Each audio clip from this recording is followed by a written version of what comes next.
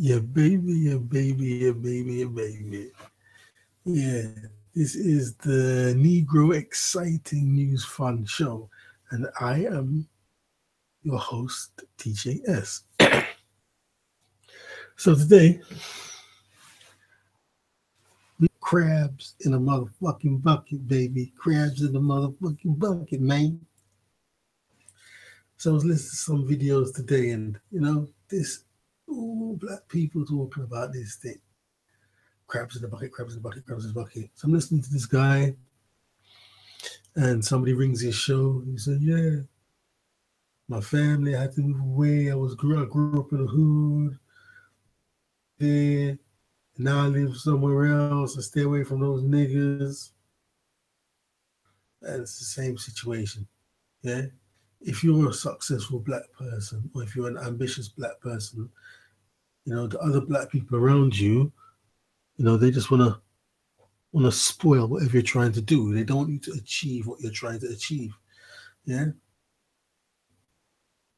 When you're trying to get where you get, they just need to block it and sabotage it. Because you got this internet guy, and he's quite successful, very successful, and he's getting a lot of hate, and people are making up allegations against him. I mean, even as they're ringing the show, even as they're ringing the show with the most heinous, yeah, with the most heinous of allegations, they're laughing. I mean, if you're making this allegation, what are you laughing for? Why do you think it's funny? Yeah, one man literally pissing himself, laughing. Yeah, so it's not true, and they're only making it up. Yeah, to destroy this man because he's successful. So it's like black people, for the most, they're proud of themselves. Yeah, you got a lot of black people are very proud of themselves, but they're not proud of their race. They're not proud of their race, and they don't want their race to go forward. Every other nationality, every other peoples want their race to go forward. Yeah, Indians want their race to go forward. Oriental people want their race to go forward. White people want their race to go forward. Arabic people want their race to go forward. Everybody apart from black people want their race to go forward. They seem to want to sabotage their race, keep their race back, but they somehow will go forward and be successful and have money and all the rest of it. And then they can claim, I'm the first black person to do this. I'm the first black person to do that. I'm the first black person to jump on a spaceship to the moon. I'm the first black person that went to Saturn and put a flag in the earth. Yeah, a person to work to be a commander in chief of some bank in Madison Square Garden, or I'm the first black woman to Threadneedle Street and be the president of the blah blah blah bank. I'm the first one. This kind of attitude. But as for the rest of the race, they don't care. Yeah. But what will happen to these people is, as they're gloating in their glory, yeah, driving in a chauffeur-driven ever, and you're going to pass your people on the street, and these white people that you're around, like, look at your people to bring you down. What are you going to say then? Then you'll understand. That's when you'll really understand. So even though you personally are a success, your people are out there doing what they're doing. So they'll still bring you down that way. Yeah? You need to, I mean, even as I'm talking now, I'm making own experiences. Yeah. So if you, oh, okay, so even if you try to bring people with you, they're not interested because for the most point, they black people they don't really have big ambitions. Like a job. Yeah. They don't want to start their own establishment, organization. Yeah. They don't want to be the proprietors of their own business. They're just happy to work for someone else and have a high position. Supervisor. Yeah. Assistant manager, manager. Then once they reach that position, their ego is so big. The most amazing, I mean, humongous, huge, colossal ego, and they don't own nothing. And any day you can be called to the office. Yeah, when they call you to the office, they fire you because it's not your business. It's not your company. Yeah, like even when I'm working now, I'm not talking about black people. Where I'm working now, you got all these managers, and they're walking around so puffed up with themselves. You know, acting like they can't see you. You're invisible. Yeah, literally, there's one guy there. Since I've been working there for what? Is it 3 months? He literally hasn't said one word to me. Yeah, and I find it amusing. You know, when I see him coming, I just look the other way. You know what I mean? If they want to sack me, they can sack me. I don't give a shit. I'll go and work somewhere else. Yeah. I mean, who does he think he is? He doesn't own one brick in the building. He doesn't have shares in the company. He's just the manager. Any day they can sack that guy, they can fire that guy. When I got there was a manager there. He was cool. Yeah. You know, some kind of Asian guy. I think he had a Muslim name, Arabic name.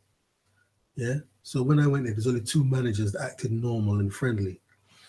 And the next thing, one day I went to work, see them outside speaking to him. You know, I think he was explaining something. I never seen him again.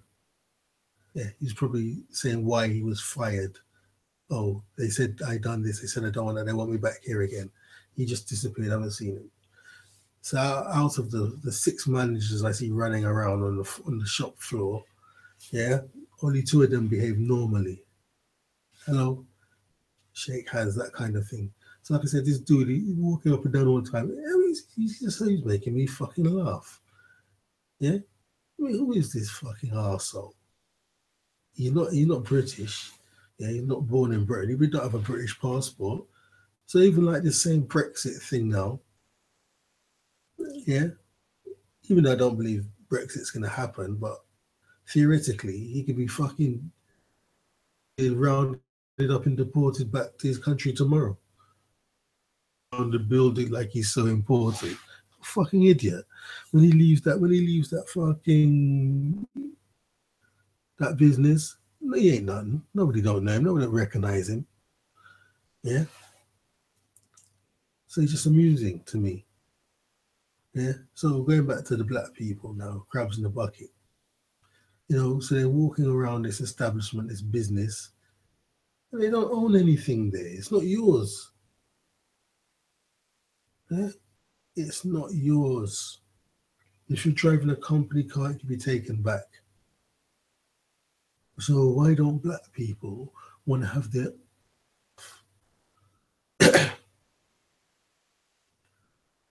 years ago, you know, when we was doing trying to make a couple plays or movies or whatever, some guy was chatting some stuff. I said, no, I want to own my stuff.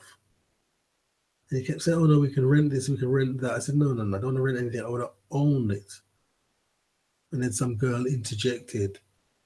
She said, yes, he wants to own his things. What's wrong with wanting to own it? Then in the end, the person who was saying rent this and rent that one, it wasn't even serious. Something. So it's mine and no one can't take it away from me. Yeah. If I rent a camera and then for some reason I have to give it back, then I'm limited to the amount of movies or programs I can make because I don't have a camera. But if I own the camera, I can make a movie anytime. I can make a video anytime. Yeah, I mean this was before people had phones and iPhones and smartphones. I mean, like in camera on their phone now, so anyone could just quickly film themselves and make something. I'm talking about before this. Yeah, you had to yeah a digital camera to have quality pictures and decent sound. But technology is crazy now. I mean, you got these phones, and the light is so bright because making movies and videos, lighting is very important. Even though now this room is light, via the bulb, I've got two additional lights on me. I got a lamp there, and I got a lamp there, so the picture will be clear. Do you know what I mean? So, like I say, yeah, you see somebody and they got a camera and the light, and it's just fantastic.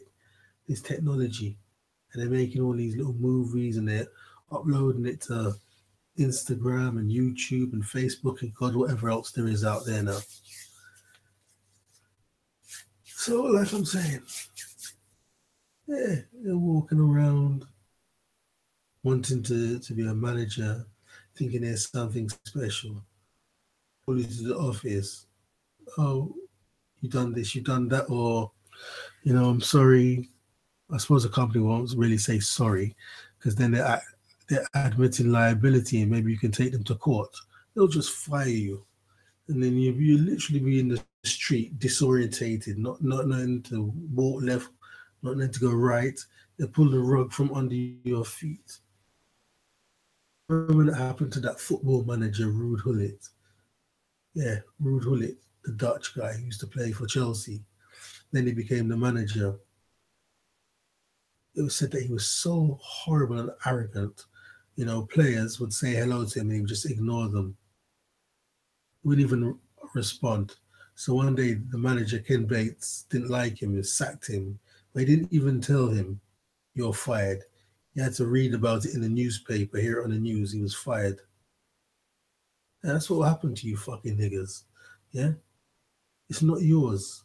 You walk around with some big ego. Oh, I'm so high, I'm so special, and all this, yeah? But it's not yours, and anyone can just take it away from you. So, like I say, crabs in the bucket. Anything you got, niggas want to spoil it. Yeah? They just want to destroy everything. So then you're left with nothing. Well, how could you be happy in a situation where, your race doesn't have any businesses, your race is at the bottom of the pile, your race is just looked down on negatively. How could you be happy with that? But these people, deep down inside of them, they have an inferiority complex. So they just figure that being black is a piece of shit anyway. So it don't make no difference to them. That's probably why they don't care. Yeah? Anything you do, they want to spoil it. I've heard stories about people, um, they went to school, university, and they got the good qualifications, good grades. They got a degree, they got a diploma, whatever. And sitting down with their family, and not one member of their family could say, "Oh, congratulations, well done," because they're so caught up in jealousy and envy. Another dude told me, he used to do boxing, amateur fights. He won 12 amateur fights. He said all his dad done, he didn't say it in an ungrateful way, but his dad made him get a gum shield to protect his teeth and mouth, and that was it. No one came to his fights. No one came to his fights. No one in his family came to one of his fights. I told you a lot about black people. Yeah, don't want you to achieve nothing. Want you to stay down low. Yeah, amount to nothing.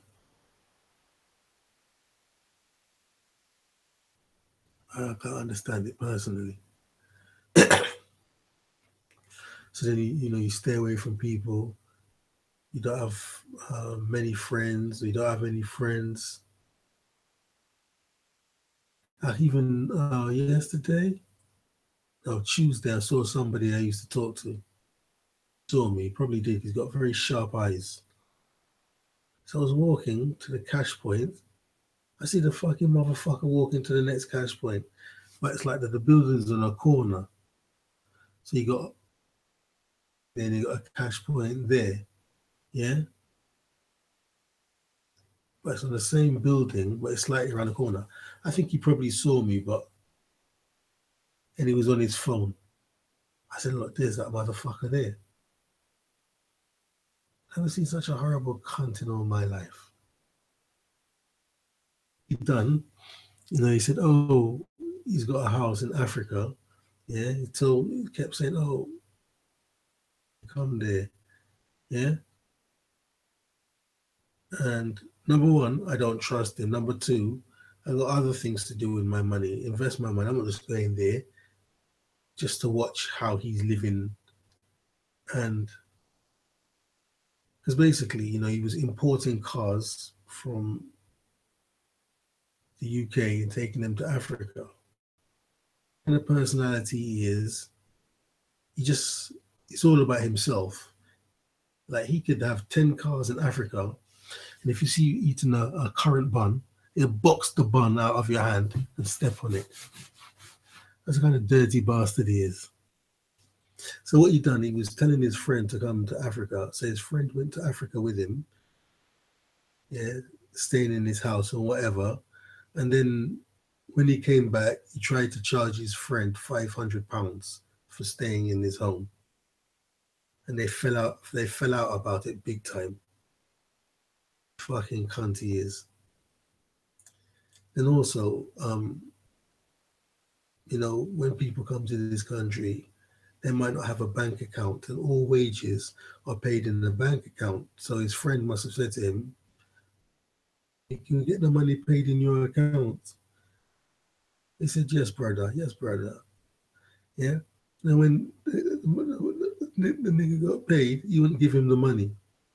And God knows, I wasn't there, but God knows, the shouting and screaming that must have gone on. And the guy went and called the police. Yeah. And the police told him to pay the money. Now, I'm not hearing this from the guy who's cheated. I'm hearing this from my so-called friend or my ex-friend. He's the one telling me this, that somebody who trusted him to put money into his account had to go to the police for him to pay. He told me the kind of dirty, slimy bastard he is. Yeah? The police said you have to pay, give him the money. Yeah? So he gave the guy his wages.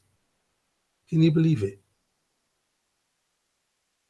Yeah? So he's got fucking 20 Mercedes in Africa and don't want to see nobody with nothing. So anyway, like I said, I saw him at the cash point. He was talking on his phone. I was thinking, who could be friends with him? Who could be friends with this dirty cunt? Huh? What's he gonna do? He's gonna cheat you out of money? As soon as you walk through the door, he'll be talking your name. What's wrong with these kind of people? Why God make people like him? And all he cares about is his clothes. Yeah. So, like I was saying, so anything you want to do, the niggas have to spoil it. Yeah. Simple thing. I was in the club the other day. I don't even know what was going on. I know there's some black guy there making a hell of a lot of commotion.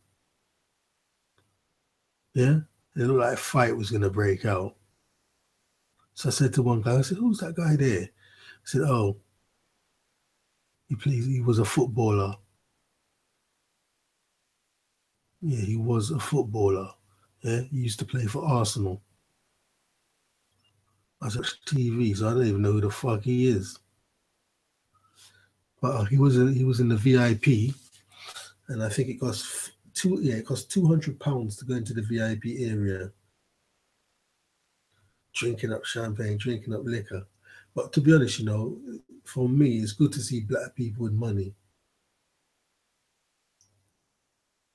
I know if it was me who had £200 to go in the VIP area, most black people wouldn't be happy to see me in the VIP area, but I'm happy to see them in there. You know, see black people doing well, got money in business, whatever they're fucking doing. Yeah, for me, it's good. I don't see all black people in the benefit office or working in McDonald's or homeless in the street or eating out of a fucking garbage pan. No. That don't make me happy. That don't make me happy at all. But most black people, they don't have that mindset. They want to see you in the garbage pan. They want to see you in a cardboard box, trying to keep warm on a windy night. But I don't understand that mentality. I can't understand it. Yeah. But what we're supposed to do is stick together and build something. Yeah. Is four children. Yeah. Everyone can't be business minded, but at least two or three can put their resources together, put their heads together, and start some kind of business. All this internet. Yeah. You know, you buy some stuff, start a little company, buy some stuff, and sell it on Amazon or whatever. Yeah, but I bet no fucking black people get together and do this. No way. Asian guy rings the radio today because what they're talking about, English people being lazy and not wanting to work. Yeah, that was a topic of conversation. So Asian guy rang up. Asian guy says, "Oh yeah, I was started as a pot washer. I used to wash pots. I graduated. I done this. I done that. Then eventually I got enough money. I started my own business. Now I employ people. Yeah." They say he tries to employ uh, English people, British born people, but they're lazy. He said they're lazy. They don't want to do the job. Then he was starting to say how he employed some British guys. And then he said, "Blah, blah, blah," but he stopped. Blah. I think he was going to say black, but he didn't. For whatever reason, he said, I can't say it. If I say it, they'll accuse me of being racist. But how can he be racist if he employed two, two black? He can't be racist if he employed two black guys, can he? So he basically employed two black people, yet they're youngsters though. Work. They said, oh, it's too much work for us. So then the conversation went on to benefits. If they cut benefits, then people will have to work. The benefit option gives people the option of not having to work. Yeah. So basically, it's like, why can't it be a black guy ringing up saying he was in business?